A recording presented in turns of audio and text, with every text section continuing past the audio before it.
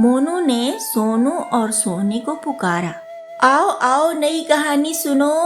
दोनों आ गए तो मोनू ने कहानी शुरू की। एक राजा था जिसका नाम था मनोहर रूप। राजा बहुत अच्छा था, जनता का बहुत ध्यान रखता था, बहुत सोच विचार करके न्याय करता था, बेकार की लड़ाइयाँ नहीं लड़ता था, बेकार के खर्च नहीं करता था।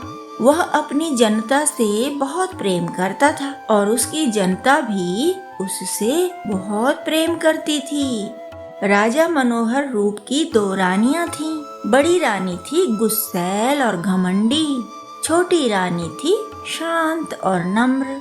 बड़ी रानी के 2 बच्चे हुए, पर छोटी रानी का एक भी बच्चा न हुआ। छोटी रानी ने भले ही किसी बच्चे को जन्म नहीं दिया, लेकिन वह बच्चों से बहुत प्यार करती थी।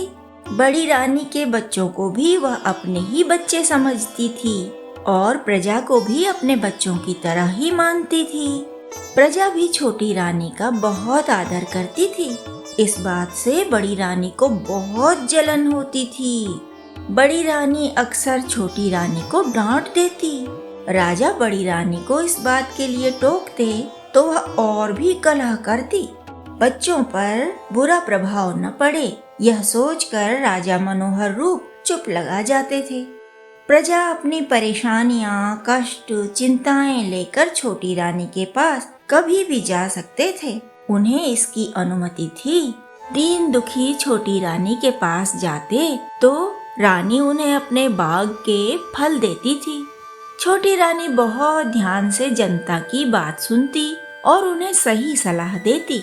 छोटी रानी कहा करती, जब बड़ा मामला हो, राज्य से जुड़ी बात हो, तो मंत्रियों से बात किया कीजिए। जब पारिवारिक मामला हो, घर की परेशानी हो, तभी मेरे पास आया कीजिए।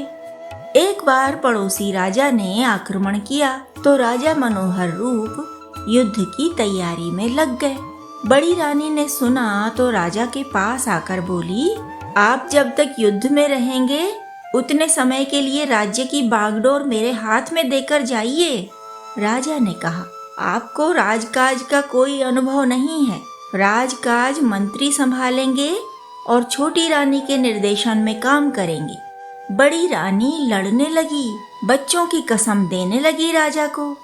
उसने सोचा, राजकाज मेरे हाथ में आएगा तो उन सब को पिटवाऊंगी जो छोटी रानी के पास जाते हैं। लेकिन राजा ने बड़ी रानी की बात नहीं मानी। घर की लड़ाई देखकर छोटी रानी दुखी हुई और मंदिर में जाकर जप करने लगी।